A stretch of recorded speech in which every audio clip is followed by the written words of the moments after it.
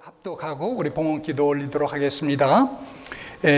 사무엘하 3장 1절인데 한 절 되겠습니다. 우리 같이 큰 소리로 합독하도록 하겠습니다. 시작. 사울의 집과 다윗의 집 사이에 전쟁이 오래매 다윗은 점점 강하여지고 사울의 집은 점점 약하여 가니라. 우리 같이 한번 읽어볼까요? 다시 한번 시작. 사울의 집과 다윗의 집 사이에 전쟁이 오래매 다윗은 점점 강하여 가고 사울의 집은 점점 약하여 가니라. 아멘. 하나님의 말씀입니다. 이제 우리 같이 봉헌기도. 역사의 길은 크게 두 갈래 길로 나누게 됩니다. 하나는 자랑스러운 역사의 길과 그리고 또 하나는 부끄러운 역사의 길입니다. 뒤를 돌아볼수록 더욱 선명하게 보이는 두 갈래 길입니다. 여러분들이 아시는 그 역사를 한번 돌아보십시오. 그러면 반드시 거기에는 자랑스러운 역사가 있는 반면에 또한 부끄러운 역사도 함께 있는 것을 보게 됩니다. 그런데 비단 어떤 나라와 민족의 역사뿐만 아니라 우리 개인의 삶의 길도 마찬가지입니다. 오늘 남긴 작은 족적이 하나하나가 면면이 이어져 자신의 길을 만들어내고 있습니다.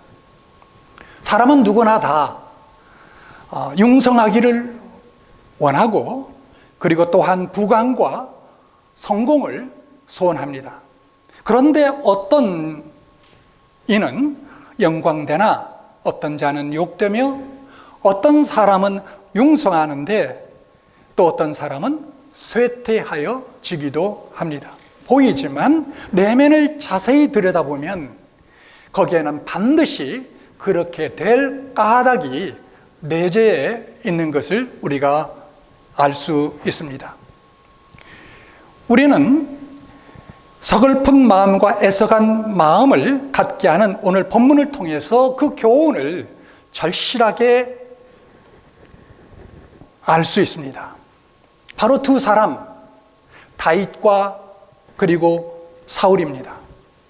이스라엘의 초대 왕으로 기골이 장대하고 준수하여 한때 인기가 높았던 사울 왕의 집은 점점 쇠하게 가고 반대로 이새의 막내 아들로 일개 목동이었던 다윗의 집은 점점 흥해갔다고 성경이 우리에게 증거해 줍니다. 오늘 본문 다시 보시면 사울의 집과 다윗의 집 사이에 전쟁이 오래매 다윗은 점점 강하여 가고 사울의 집은 점점 약하여 가니라 라고 되어 있습니다. 오늘 이 말씀을 중심으로 놓고 다윗과 사울, 다윗의 흥하는 그러한 집과 또 사울의 쇠약하는 집이란 제목으로 말씀을 생각하는 가운데 우리 개개인과 그리고 우리 가정 그리고 우리 교회가 흥화하는 그러한 축복의 길로 모두가 다 들어설 수 있기를 간절히 소원하며 또 기원하는 가운데 이 말씀을 나누기를 원합니다. 그러면 왜 다윗의 집은 흥해가고 사울의 집은 점점 쇠약해져 갔을까요? 거기에는 네 가지 중요한 이유와 차이점이 있다라는 것을 보게 됩니다. 첫째는 다윗은 마음이 넓었고 사울은 마음이 좁았습니다. 다윗은 비록 목동 출신이었지만 마음이 대같이 넓었으나 사울의 마음은 바늘귀처럼 옹졸했습니다. 한 번은 다윗이 나라가 위기에 처했을 때에 침략해온 블레셋 장수 골리앗을 물맷돌 하나로 쳐 죽이고 목을 베어가지고 돌아왔을 때에 이스라엘 사람들, 여인들은 다윗을 칭송하며 찬양했습니다. 사울의 죽인 자는 천천히요 다윗의 죽인 자는 만만히로다 라고 창호하였습니다. 이 환호성을 들은 사울은 심히 노하여 그날부터 성경에 보니까 다윗을 주목하여 보았다라고 기록도 하고 있습니다. 여인들이 그러한 다윗을 칭송하는 그 말을 들은 순간부터 사울의 마음은 심히 불쾌해지고 노하여 강한 질투심을 갖기 시작했습니다. 사울은 이 마음을 절제하지 못하게 되니 점점 그의 마음은 좁아지기 시작했습니다. 그리고 그런 가운데에 성령은 떠나고 대신 악신이 들어와 역사하기 시작했습니다. 다윗이 구국공신이요 자기 사위인데도 불구하고 악령이 그의 마음 가운데 들어와 역사하다 보니까 다윗을 죽이고자 하는 그러한 일에 쫓아다녔습니다. 사울의 좁은 심상, 그의 편협한 마음이 그를 점점 더욱 악하게 만들었던 것입니다. 그러나 다윗은 마음이 넓어서 사울을 제거할 수 있는 몇 차례의 철호의 기회가 있었습니다. 그런 기회를 만날 때마다 다윗을 따르는 그 부하들이 내가 죽이겠습니까? 허락만 하옵소서 라고 요청했을 때에, 특별히 아비새란 장군이 요청했을 때에 다윗은 이렇게 이야기합니다. 죽이지 말라. 누구든지 손을 들어 여호와의 기름 부음을 받은 자를 치면 죄가 없겠느냐 라고 만류했습니다. 이것이 바로 다윗의 넓은 마음이었습니다. 사울은 왕으로서의 국사를 제쳐두고 평생을 한 사람 죽이기 위하여 올인했습니다. 결국 사울은 국방을 소홀히 함으로 말미암아 블레셋 나라에 재침입을 당하고 전쟁터에서 부상을 당한 가운데 자기 칼에 엎드려 자살하고 말았습니다. 더욱 불행스럽게도 그의 아들 요나단도 같은 날 그 전쟁에서 전사하고 말았습니다. 시기와 질투를 극복하지 못하면 여러분 마음이 이렇게 좁아지고 결국 망하게 되는 것입니다. 이와 같이 두 사람 차이는 심상의 문제가 있었습니다. 여러분, 사람의 마음은 좁힐 수도 있고 넓힐 수도 있습니다. 좁히면 바늘 끝도 용납 못할 만큼 좁힐 수 있는 것이 사람의 마음이고, 넓히면 온 우주를 감싸할 수 있을 만큼 넓힐 수 있는 것도 하나님께서 우리에게 허락하신 마음인 줄 믿습니다. 좁은 마음씨를 넓은 마음씨로 바꾸는 것이 여러분 우리 믿는 자 성도들의 해야 될 일인 줄로 믿습니다. 잠언 14장 30절을 보면 마음의 화평은 육신의 생명이나 시기는 뼈의 썩음이니라고 하였고, 갈라디아서 5장 26절은 영광을 구하여 서로 노엽게 하거나 서로 투기하지 말지니라 라고 말씀하고 있습니다. 여러분, 지난 세월 동안, 특별히 한 달 동안 혹은 지난 한 주 동안 여러분 스스로 한번 생각해 보십시오.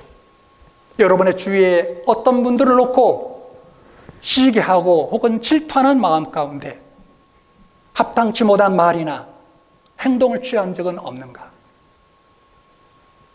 여러분 여기서 돌이켜야 됩니다. 그렇지 않으면 점점 마음이 좁아져서 결국 사울의 그러한 길로 들어설 수도 있는 것입니다. 1950년대 영국 런던에 아주 유명한 목사님 세 분이 계셨습니다. 기라성 같은 당대의 그런 목사님이셨습니다. 한 분은 그리스도교의 목사인 F.B. 마이어라는 분이며 또 한 분은 기독교 역사상 가장 설교를 잘하신 분으로 알려지고 있는 영국의 찰스 스퍼전 목사님이며, 또 한 분은 웨스트민스터 교회를 담임했던 캠벨 모간 목사님이십니다. 그런데 이 세 분 중에서 캠벨 모간 목사님이 잠시 미국으로 사역하러 갔다가 다시 영국으로 돌아왔습니다. 그래서 웨스트민스터 교회를 담임하게 되었습니다. 이때 마이어 목사님은 이런 고백을 했습니다. 몰간 목사님이 미국에 있을 때는 그를 위하여 기도하는 것이 좋았는데 영국으로 다시 돌아오니까 그를 위해서 기도했던 것이 극히 힘들어졌다고 고백했습니다. 마이어 목사님은 이렇게 기도했다고 합니다. 하나님, 제 마음속에서 그를 향한 질투와 시기심을 없애주옵소서. 그런데 아무리 그렇게 기도해도 자기 마음속에서 그 목사님을 향한 시기와 질투심이 사라지지 않더라는 것이죠. 그런데 어느 날 하나님께서 그에게 이런 음성을 들려주셨다고 합니다. 내 기도를 바꾸라. 질투를 없애달라고 기도하지 말고 그들의 축복을 위하여 기도하라. 이런 음성을 들었다고 합니다. 마음속으로 들었다고 합니다. 그래서 기도하기 시작했습니다. 하나님, 스펄전 목사님과 캠벨 목사님을 축복하시고 저들의 교회를 또한 축복해 주옵소서. 그런데 놀랍게도 그런 기도를 시작한 이후부터 그의 마음속에 평안과 기쁨과 그리고 또한 자유가 넘치기 시작했다고 합니다. 그런 가운데 어느 날 자기 교회 예배 시간에 마이어 목사님은 이런 유명한 기도를 하게 되었다고 합니다. 하나님, 모간 목사님의 교회를 축복해 주셔서 사람들로 메워지게 하시고 빈자리가 없거든 그들을 우리 교회로 보내주옵소서. 정말 얼마나 놀라운 기도입니까? 이 세 분은 각각 아름답게 주를 위해서 사역했으며 그리고 영국 런던에 이 세 교회는 다 함께 성장하는 그런 교회가 되었다고 합니다. 예일대학교 심리학 교수 살러비 박사는 미국 범죄의 20%는 시기와 질투에서 일어난다고 합니다. 그런데 질투의 특성 중 하나가 자기와 관계없는 사람에 대해서는 거의 질투를 느끼지 않는다고 합니다. 옷가게를 하는 사람이 농사꾼이 농사를 잘 지어서 큰 수확을 하고 많은 돈을 벌어들였다고 해서 그를 향하여 질투하지 않고, 회사원이 식료품 가게 주인이 비즈니스를 잘해서 많은 돈을 벌었다고 해서 거의 질투를 하지 않는다는 사실이죠.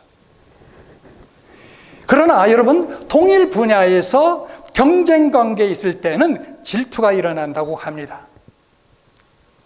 뿐만 아니라 이 질투의 불길이 아주 가까운 인간 관계 속에서 작용하기 시작하면 그 불꽃이 더욱더 사나워진다고 합니다. 가까운 관계에 있는 경우에, 예를 들어서 부부관계, 애인관계, 친구관계,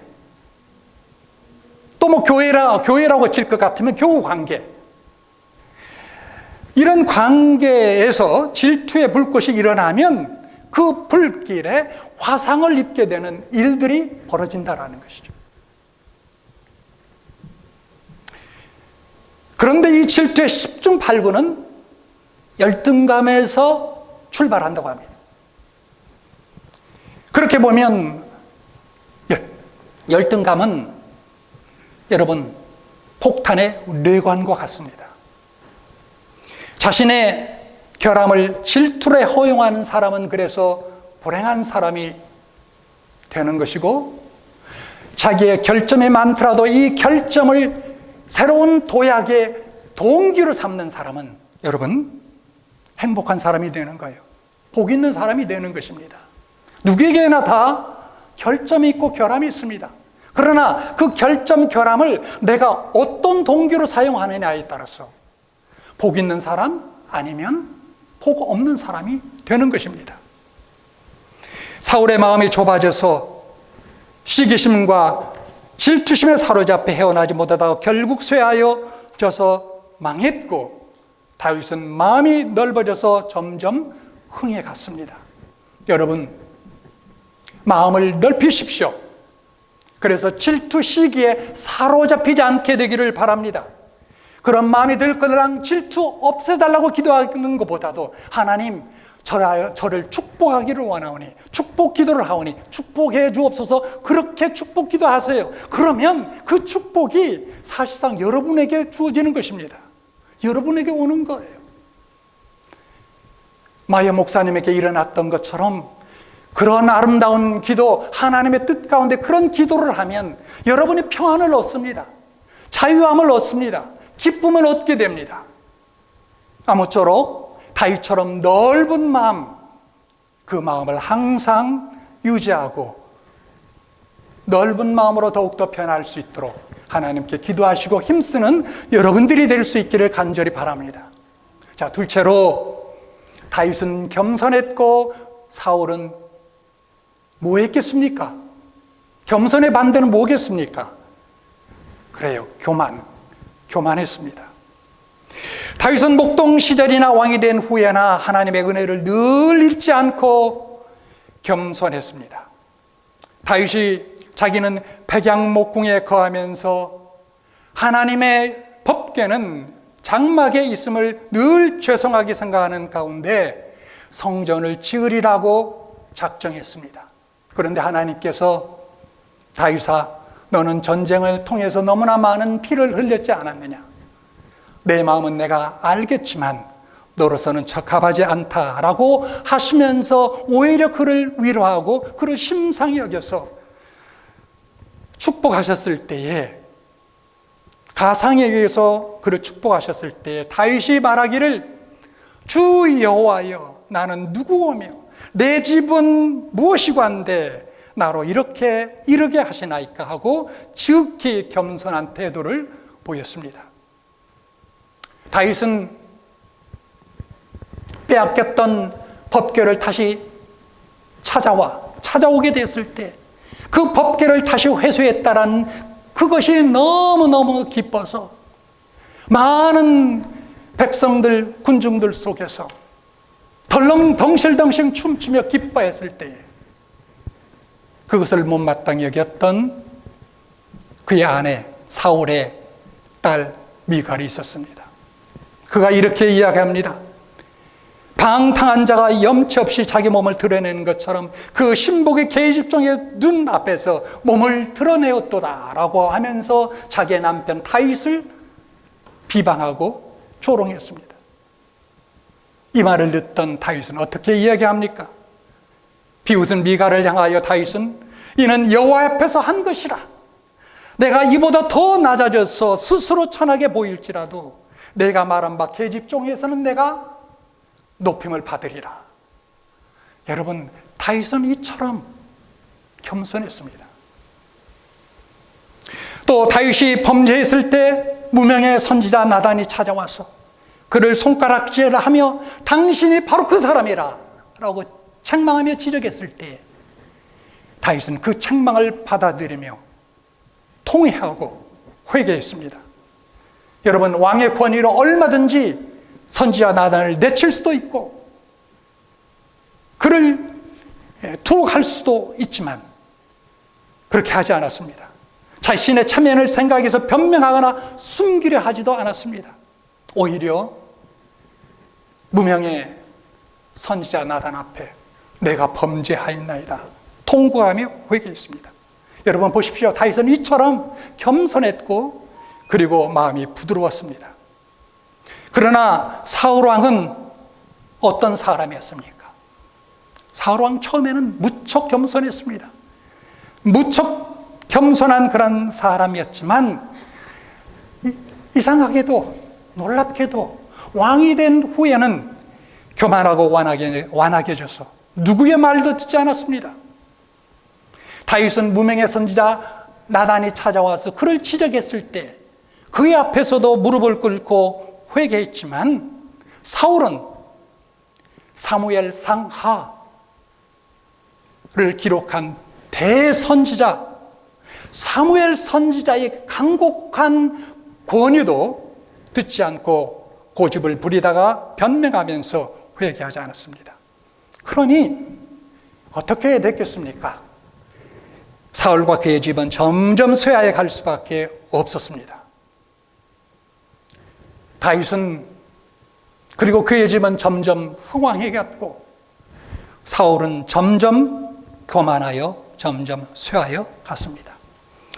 야고보서 4장 6절은 하나님의 교만한 자를 대적하시되 겸손한 자들에게는 은혜를 주시니라고 하였고, 잠언 29장 23절은 사람이 교만하면 낮아지게 되겠고 마음이 겸손하면 영예를 얻으리라고 했습니다.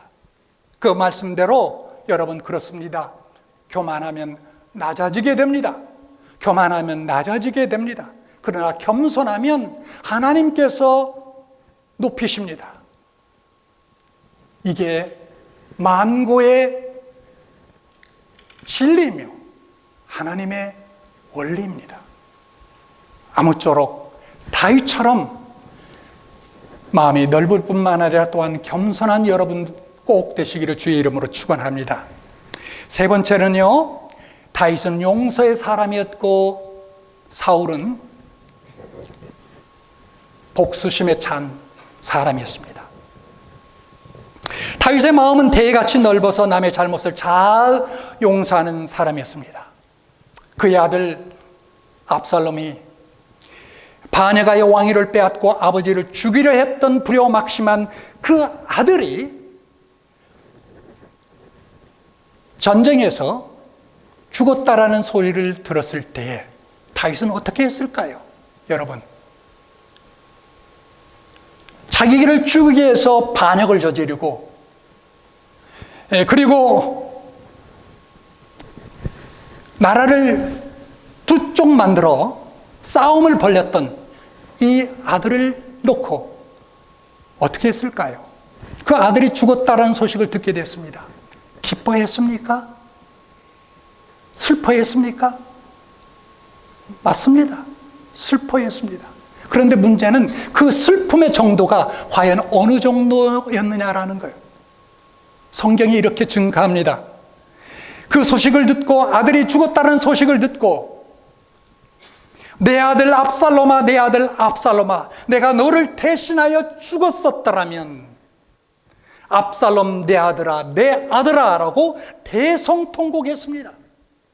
몇 날을 대성통곡하니까 신하들이 그걸 보고 있다가 답답해서 다윗 왕이여, 다윗 왕이 계속 이러면은 우리 입장이 과연 무엇이 되겠습니까? 저 반역한 자를 처단했는데 처단한 우리의 입장은 과연 무엇이 되겠습니까? 라고 다윗 왕에게 간언할 정도였습니다. 마치 효자 외아들을 잃어도 이렇듯 슬퍼할 수 있겠습니까? 아무리 자식이지만 결코 쉬운 일이 아니었습니다. 또 다윗이 압살롬에게 쫓겨 도망할 이렇게 다윗을 조롱합니다. 피 흘린 자여, 비루한 자여, 가거라, 가거라.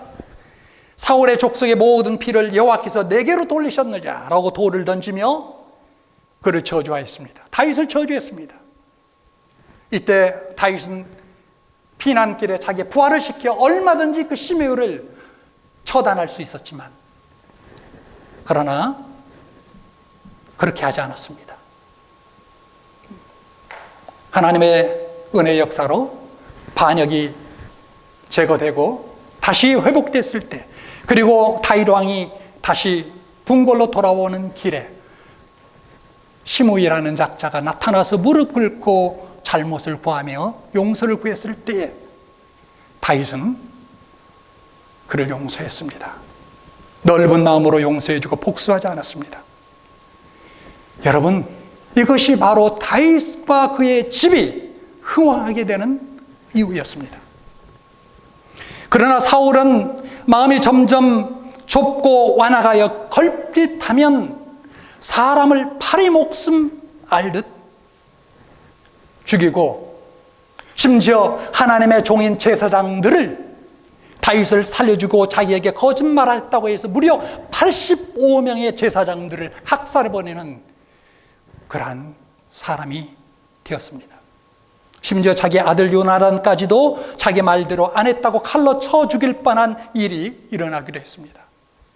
용서의 사람 다윗은 점점 흥하고 복수의 사람 사울은 점점 쇠하게져 갔습니다. 그래서 신약성경 빌립보서 4장 3절에 이렇게 이야기합니다. 주 안에서 항상 기뻐하라. 내가 다시 말하노니 기뻐하라. 너희 관용을 모든 사람에게 알게 하라. 그리고 예수님께서 산상수훈 말씀을 하시면서 너희의 원수를 사랑하며 너희를 핍박하는 자를 위하여 기도하라 라고 말씀하셨습니다. 성경은 절대로 원수 갚기를 허락하지 않습니다. 원수 갚지 말라고 하십니다. 왜 그렇습니까? 때가 되면 하나님께서 갚으실 것이므로 우리 성도들은 원수를 할지라도 용서하고 사랑하라고 말씀하신 것입니다. 그리스도인이란 여러분 완전한 사람이 아니라 용서받은 사람입니다. 이것을 항상 기억하고 용서할 수 있어야 합니다. 복수심에 차서 원수 갚기를 좋아하는 사람은 결코 흥할 수 없습니다. 용서의 사람 다윗은 점점 흥왕해 가고 복수의 사람 사울은 점점 쇠약해졌던 것은 사실상 당연한 결과였습니다. 이제 마지막 하나 중대한 차이점을 보겠습니다. 그것은 다윗은 하나님이 함께한 사람이었고 사울은 하나님이 떠난 사람이었습니다. 아마도 이것이 가장 중요한 원인일 것입니다. 사무엘하 5장 10절은 만군의 하나님 여호와께서 함께 하시니 다윗이 점점 강성하여 가니라 라고 분명하게 기록하고 있습니다.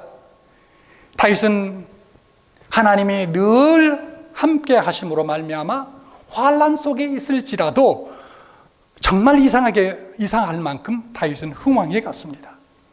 피난길에서도 여러분 성경을 읽어보면 다윗이 몇 년 동안을 피난 생활하면서 쫓겨다닙니다. 그런데 그런 가운데서도 사람들이 그에게 몰려드는 것을 보게 됩니다. 왜요? 하나님이 함께 하시니까. 어린 소년 다윗이 적장 골리앗을 때려 부수는 것도 바로 하나님이 그와 함께 하셨기 때문입니다. 그것뿐입니까? 사무엘하 7장 9절의 말씀을 같이 한번 읽겠습니다. 시작. 내가 어디를 가든지 내가 너와 함께 있어 내 모든 대적을 내 앞에서 멸하였은즉 세상에서 존귀한 자의 이름같이 내 이름을 존귀케 만들어주리라. 이 말씀대로 여러분 보십시오. 하나님은 그와 함께 하셨을 뿐만 아니라 그의 이름을 존귀케 만들어줬고 또 그를 강한 사람으로 만들어 주었습니다.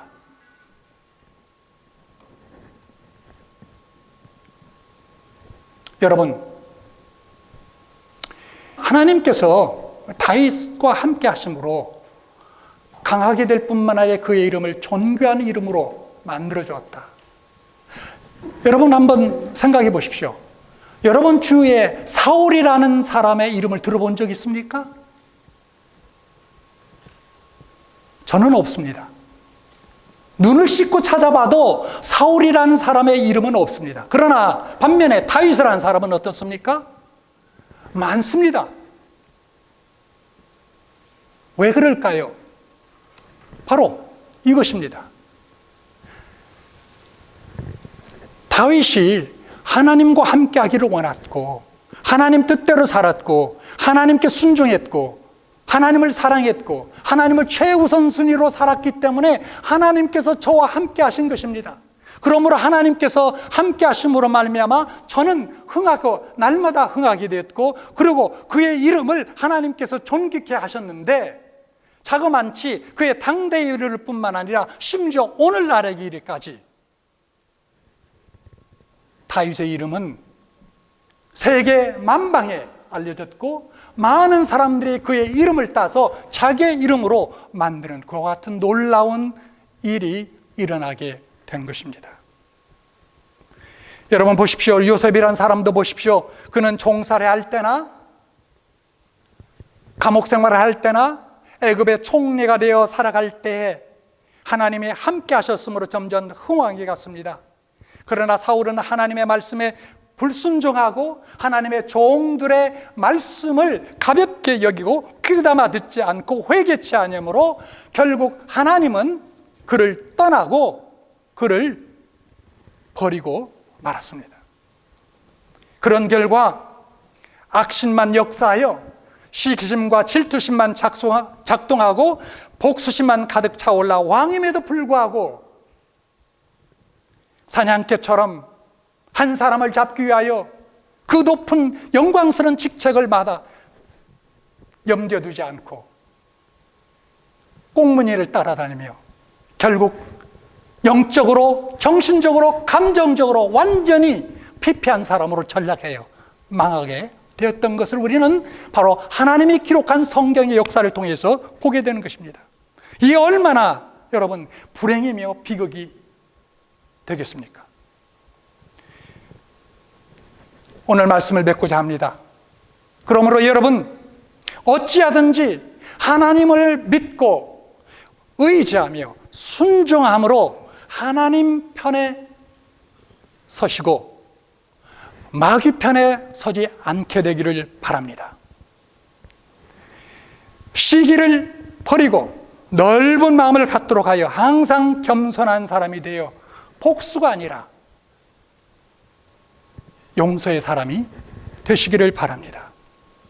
따라서 하나님의 함께 하시는 사람이 되십시오. 세상에 가진 것 없어도 하나님이 나와 함께 하신다면 그것보다도 더 큰 축복이 없습니다. 그러나 하나님께 버림받는 것보다 더 큰 불행 또한 없습니다. 아무쪼록 하나님이 함께 하시는 사람이 되어 점점 여러분의 개인적인 인생에서 그리고 여러분의 가정에서 그리고 우리의 교회가 흥왕하게 되는 그러한 축복이 계속 일어날 수 있기를 간절히 기원합니다. 축원합니다. 여러분 과거가 어떻든 오늘 현재가 어떻든 오늘 이 말씀을 들은 가운데 네 가지 중요한 이 두 사람의 차이점 그 결과를 보았습니다.